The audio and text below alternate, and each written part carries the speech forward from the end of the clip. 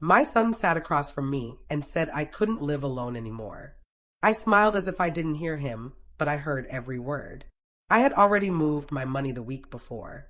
His voice was soft, practiced, almost sweet. We're worried, Mom. You've been forgetting things. The stove, the bills, your medications.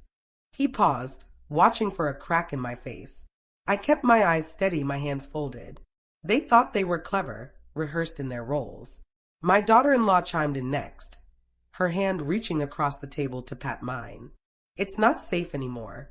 We can help you. We'll handle everything. I nodded like a tired old woman, like someone slipping into softness. But my mind was sharp, sharper than they'd ever seen. I had been listening for months, watching, memorizing. They thought their whispers behind closed doors were safe, that my hearing had faded along with my independence. But I heard them.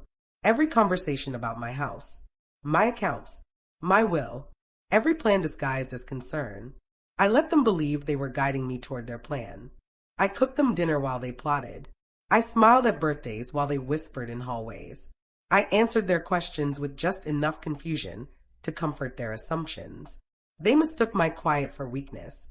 They didn't know I had already spoken to the lawyer, that my accounts had already been moved into trusts they couldn't touch, that the documents they planned to slide in front of me were already worthless. My son sipped his coffee, thinking he was leading this conversation. I stared at the steam rising from his cup and thought about how easily people believe what they want to see. They said I was forgetting things, but I remembered everything. Everything that I cooked. I cleaned. I stayed. I gave. I waited. When they were small, my world was no bigger than their needs. Tiny shoes lined up by the door. Lunchboxes packed with peanut butter sandwiches and little handwritten notes folded between napkins. Be kind. Work hard. I love you. They never saw the notes after a while. Too old for that kind of thing. But I wrote them anyway, just in case. Their father worked long hours, long days, sometimes weeks away. I never complained. The house was warm when he came home. Dinner on the table. Children scrubbed clean and ready for his tired embrace. The smile on his face was my reward. Vacations were for other people. We had responsibilities. I clipped coupons. I sewed dresses. I patched pants. My hands were always busy and my feet always tired. Jewelry stayed in its box, gathering dust. When tuition bills came, I sold the bracelets my mother left me. Small diamonds I once admired now gone. But the college fees were paid. They never had to know the price. The house could have used repairs sometimes, but I made do. A leaky faucet, a creaky step, things that could wait. What mattered was that my children had what they needed. Always. I skipped my own doctor visits so they could have theirs. Skipped hair appointments so they could have new books. Skipped weekends out so they could have quiet mornings wrapped in the safety of home. I cooked. I cleaned. I stayed. I gave. I waited. There were dreams once. Quiet ones. A little art studio by the window. A trip to the seaside. Classes to learn French, or maybe the piano. I tucked them away like folded linens, stacked neatly in the corners of my mind. My joy was their joy. Their needs came first. When their father passed, I held the family together like brittle glass in my hands. I cried into my pillow, never in front of them. They were already hurting. They needed strength, and I gave it, even when I felt like I had none left. Birthdays came and went. Holidays, too. I made their favorite meals, decorated the house with simple things, made sure the photos were taken, the memories captured. For them. Always for them. And when they married, I opened my arms wide to their new spouses, made room at my table, smiled through moments that pinched my heart. I wanted them to feel whole, to feel supported, to know I was there always. Even as my knees ached, even as my hands stiffened, I kept going, baking cookies for the grandkids, knitting little scarves, remembering birthdays, anniversaries, tiny details no one else seemed to hold on to. I cooked. I cleaned. I stayed. I gave. I waited. I didn't ask for much in return. Just kindness. Just presence. Just love. But slowly, the visits grew shorter. The calls grew less frequent. Busy became the answer. Next time became the promise. And now they sit across from me, speaking slowly, carefully, as if I might not understand.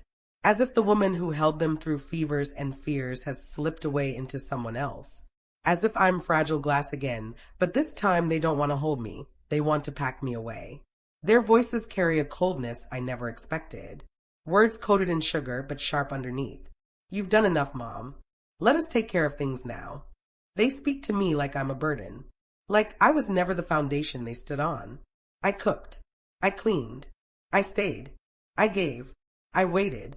And now they wait for me to hand it all over.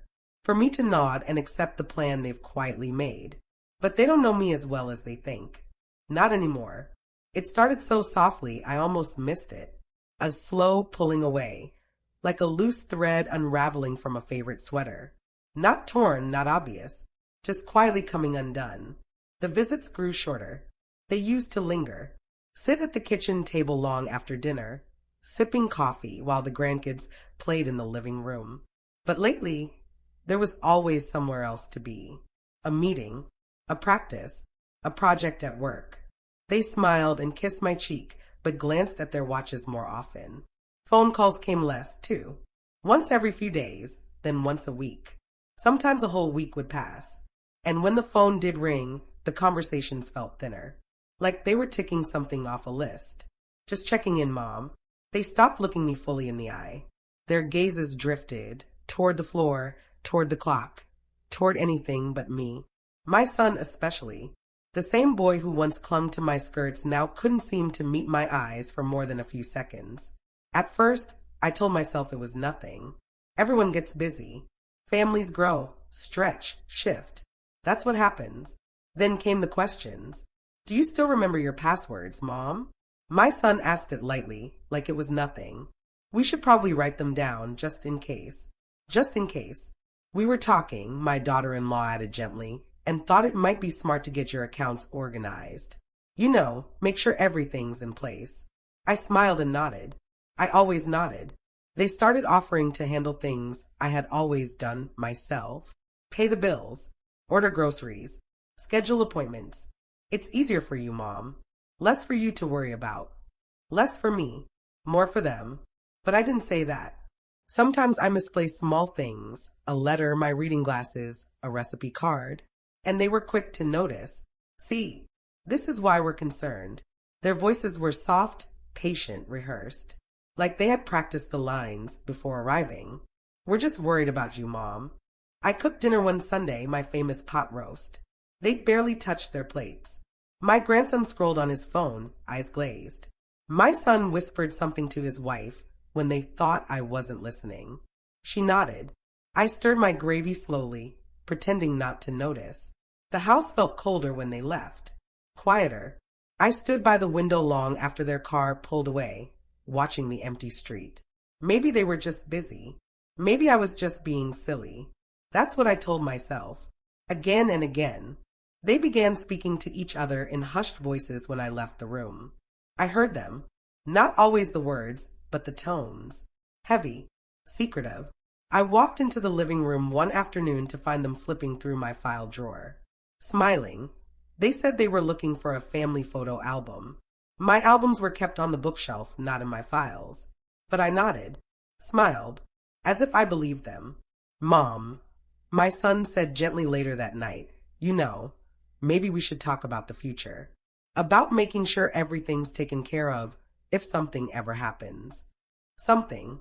I knew what he meant, but I said nothing. The quiet suspicion settled in my chest like a stone. Heavy, cold, but still, I refused to give it shape. Maybe they were just busy. Maybe I was just being silly. The questions kept coming. Where do you keep your checkbook now? Is your insurance policy up to date? Do you still feel safe living here all alone? Safe. As if my home had suddenly turned into something dangerous. I started practicing my signature at night. Not because I forgot how to sign my own name, but because I was afraid someone else might try to do it for me. Maybe they were just busy. Maybe I was just being silly. But late at night, lying in my bed, I couldn't shake the feeling. The air in the house felt different. Not haunted, no. Just watched. I listened for whispers behind doors, for clicks of drawers opening when they thought I was napping, for the soft buzz of hushed phone calls made from the porch. I cooked. I cleaned. I stayed. I gave. I waited. And now, I waited for the moment they would stop pretending. The moment the concern would turn into control. The stone in my chest grew colder. They called it a family meeting. They smiled when they said it, as if it were something casual, comfortable, like a Sunday lunch. I baked a pie. My hands moved on autopilot, kneading the dough as my stomach twisted. They arrived on time. Polite, overly cheerful. My son kissed my cheek. My daughter-in-law hugged me like she was tucking me in. The grandchildren barely looked up from their phones. The living room was bright that morning.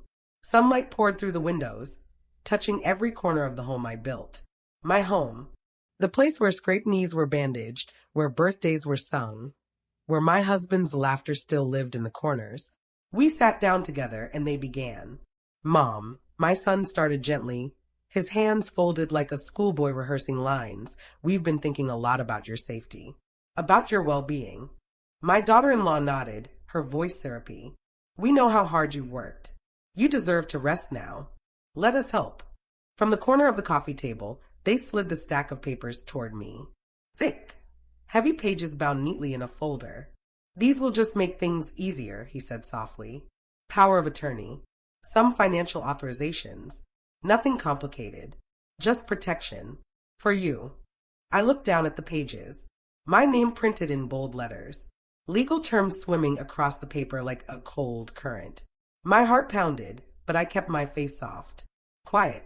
My son placed the pen gently in front of me. We're doing this out of love, Mom. You've done enough. Let us carry the burden now. I wanted to scream. To shout that this wasn't love. It was theft wrapped in kindness. But I knew better. I signed. Slowly. My hand steady on the surface. Each letter slicing into my own name like a quiet betrayal. The pie sat untouched on the counter. Within days, things started to disappear. The small things at first. My sewing kit. My recipe box. Photo albums moved for safekeeping. My jewelry quietly packed away.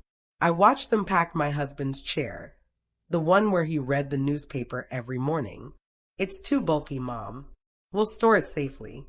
The couch was still warm from where I sat for years, as movers carried it out. The bank called to verify changes on my accounts. I was no longer listed as the primary contact. I was no longer listed at all.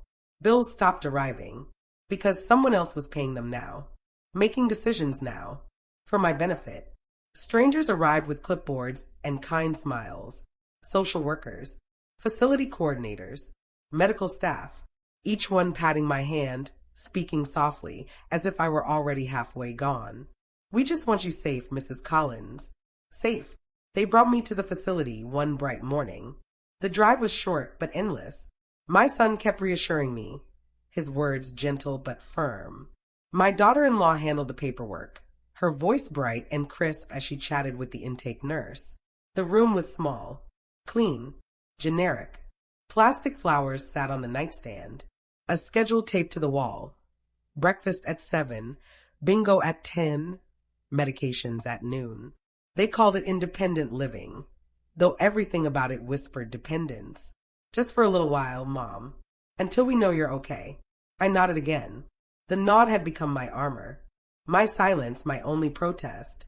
As they left, I stood at the window and watched their car pull away. The tires rolled over pavement that no longer led to my home. My home was gone. I didn't cry. The tears were far beneath the surface now, buried deep like seeds pressed into dry ground. Every corner of that house held my life, my husband's voice, my children's laughter, my own sacrifices layered like wallpaper, quiet, invisible, but holding everything together. And they smiled as they took control. The couch was gone, the kitchen table gone, the photo albums gone. My name still existed, but not where it mattered anymore. Not on the deeds, not on the accounts, not on the decisions. I sat on the narrow bed that night, my feet dangling, staring at the white walls. My hands rested in my lap. The pen I used to sign away my powers still faintly stained my fingertips. The air smelled like bleach. The silence hummed like a waiting room. They told me it was for my own good, and I let them believe I believed it. But I was not gone. Not yet. The days settled into a quiet rhythm. Breakfast at 7, bingo at 10, medications at noon, smiling nurses, soft music humming through the halls like a constant, gentle wave. I sat. I listened. I planned. The staff were kind enough, but distant. Polite hands on my shoulder. Careful glances. They spoke slowly, like I might lose my way in their words. But I wasn't lost. I was watching. I learned the schedule. Who came in early? Which nurse left the files unlocked on her cart? Which staff whispered about personal business when they thought no one could hear? Routine was their comfort. Observation was mine. They called me fragile, but fragile things can cut the deepest. In my drawer, beneath the pastel sweaters, I kept a notepad and pen they didn't notice. Simple things. My tools. My armor. At night, while the hallways quieted and the overhead lights dimmed to a dull hum, I wrote. Slowly, carefully. Names, times, conversations, dates, a record. My own ledger of truth. They thought my mind was slipping, but my mind had never been more alert. I remembered things they had forgotten, things they never knew I knew. Like the old bank account I never closed after my husband passed. Small, private, separate, long untouched, but still mine. My secret, my lifeline. I called in one favor. An old friend of my husband's who still worked in quiet corners of financial offices.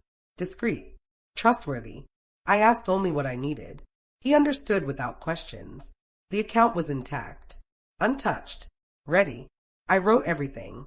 Every phone call from my son. Every email forwarded to the facility. Every signature they forged after declaring I was unfit to sign for myself. Every transaction that drained my accounts while I sat in this plastic room. Fed soft food on a schedule. They thought they had won. That I was folding into their plan. That I had surrendered. But they forgot who taught them to fight. I was the one who stayed up with them through fevers. Who sat beside them during tests, court hearings, broken hearts. I was the one who taught them how to face hard things. How to watch. How to wait. How to endure. And now I was doing what I taught. Watching. Waiting. Enduring. The walls around me weren't closing in. They were holding me steady while I prepared. Elaine visited next. My oldest friend. My secret keeper. She saw it in my eyes before I even spoke. "You're not finished," she whispered. "Not yet," I whispered back. We spoke carefully, quietly. She took copies of my notes, brought me legal forms, names of lawyers who specialized in quiet betrayals like mine, patient rights, financial exploitation, elder abuse. We built the foundation, piece by piece. I read every document they thought I wouldn't understand, every clause, every loophole. I learned their plan better than they did. Each evening, while the staff wheeled carts of medication down the halls, I sat under the dim lamp by my bed, my pen steady, my mind sharp. They called me fragile, but fragile things can cut the deepest. I heard the staff whisper once, outside my door. "Her family says she's declining, that she won't be here long." They were wrong. I was growing stronger with every word I wrote.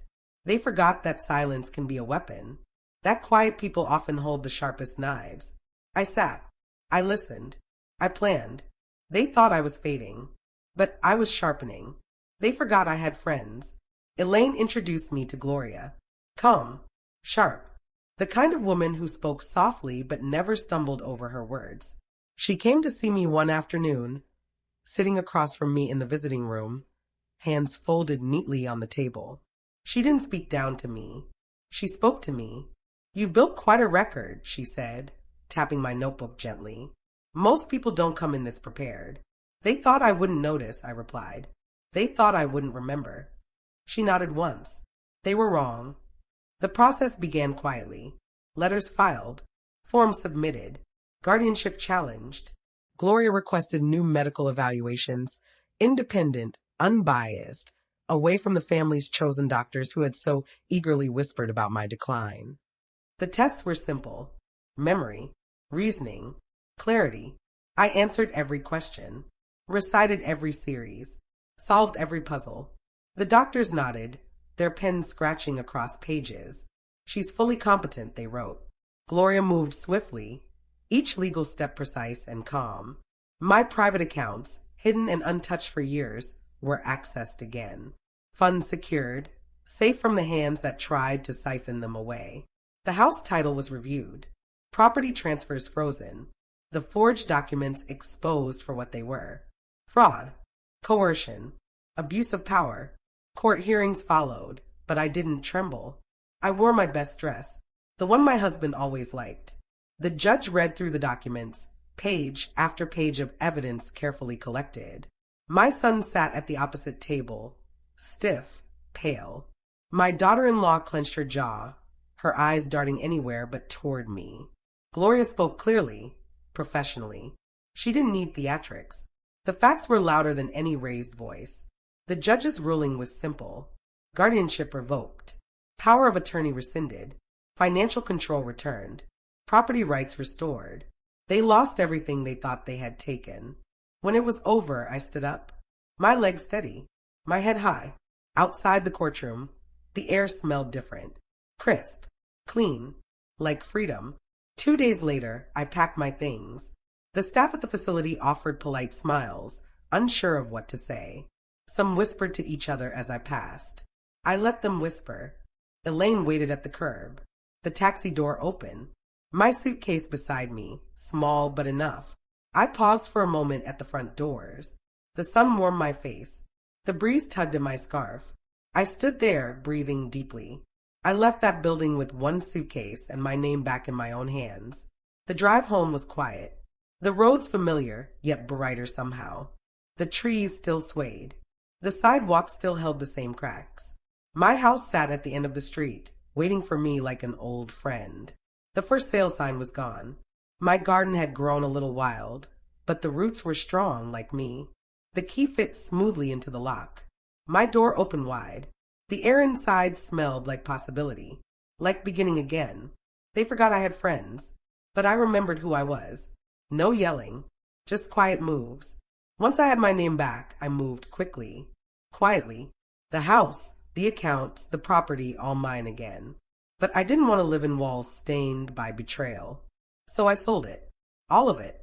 The house that held their whispered plans, their greedy footsteps, their staged smiles. The sale went through smoothly. The funds moved into accounts they couldn't see, couldn't touch, couldn't trace.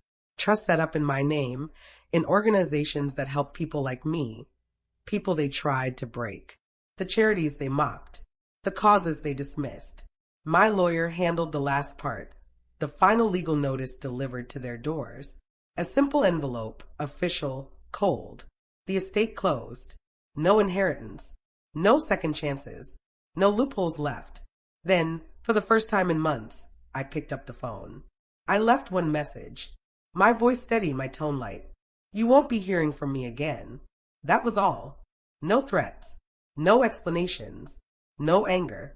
Just truth. The calls started within the hour. Their panic poured into my voicemail. Mom, please call us back. This has all gone too far. We didn't mean for any of this to happen. Begging, crying, apologies wrapped in excuses, desperate to rewind what they could no longer undo. I didn't answer. They knocked on my door. I never opened it again. I heard the knock echo through my small apartment. Firm at first, then softer, then gone. I sat by my window with my tea, the warmth of the cup steady in my hand, the steam curling gently into the air. My lilies bloomed beside me, their petals opening wide, unhurried, unapologetic. I didn't watch them walk away. I didn't need to. Their world shook while mine stood still. The same hands that once reached out to guide me down a path of their choosing now clawed at closed doors. And I let them claw. Justice doesn't need noise. It doesn't need fists pounding on tables or voices raised in rage. It just needs patience and a steady hand. They knocked again the next week, and the week after that. But they never saw my face. They never heard my voice. Their voices filled my machine. We love you, Mom. We were just scared. We were trying to help. But I was done listening. The weight they tried to place on my shoulders now rested fully on theirs. I sipped my tea. The silence tasted sweeter than any apology. They knocked on my door. I never opened it again. The gifts started arriving after the knock stopped. Flowers, chocolates, cards with handwritten notes, pretending to be warm but dripping with guilt. Thinking of you, Mom. We miss you. Let's talk. I didn't respond. I didn't even open most of them. The florist knew me well enough by then. Each time a delivery came, I simply pointed to the bin beside my door. He never questioned me. The letters followed. Long, rambling confessions dressed up as apologies. My son's handwriting shaky, pages filled with phrases like, "We didn't mean to hurt you," and "We only wanted to help." My daughter-in-law's letters sounded more rehearsed, as though she thought the right words might erase what they had done. They reached for me. I stayed silent. Friends began calling, not to pressure me directly, but gently, cautiously. Maybe it's time, you know? Maybe they've learned their lesson. Family is family. They regret it. You're still their mother. I listened quietly, politely, but I knew what they didn't. These same voices had sat across from me for years, watching my children's smiles, assuming everything was perfect. They never saw the cracks. They never felt the weight I carried, the years I gave, the nights I stayed awake so my children could sleep, the meals, the favors, the quiet sacrifices, one after another. I cooked. I cleaned. I stayed. I gave. I waited. I waited for love to be returned as I grew older, for care to flow back to me when my hands could no longer carry as much. But instead, they looked at me and saw opportunity, saw property, saw paperwork. Now they wanted mercy. They wanted to skip over the coldness, past the betrayal, and return to the warmth as if nothing happened. As if the knife they slipped into my back hadn't left a scar. Peace isn't free. I paid enough. This one is mine. I chose silence, not out of anger, not out of revenge, but out of peace, a quiet kind that isn't shared, one you earn and protect. The phone blinked often, the mailbox filled with new cards, offers to meet, invitations for holidays, promises to start fresh. But I had already started fresh, on my own terms. I read books by the window while the lilies bloomed. I poured tea into my favorite cup every morning. The small apartment felt warm, soft. Every object inside belonged to me, not borrowed, not gifted, not stolen. Just mine. Sometimes I thought of them, not as my children now, but as people I once raised. I remembered their tiny hands, their laughing faces. I mourned that version of them long before the betrayal came. What remained now were strangers wearing their names. Forgiveness, people say, is freeing. But sometimes silence is freer. I never raised my voice. I never slammed a door. I never called them names. I simply closed the door they had opened themselves. They reached for me. I stayed silent. I had already given them my youth, my energy, my trust. I would not give them my peace. When the calls slowed, when the letters stopped, when even the florist stopped arriving, I felt no emptiness, only quiet. And I let it fill the space where their noise used to be. Peace isn't free. I paid enough. This one is mine.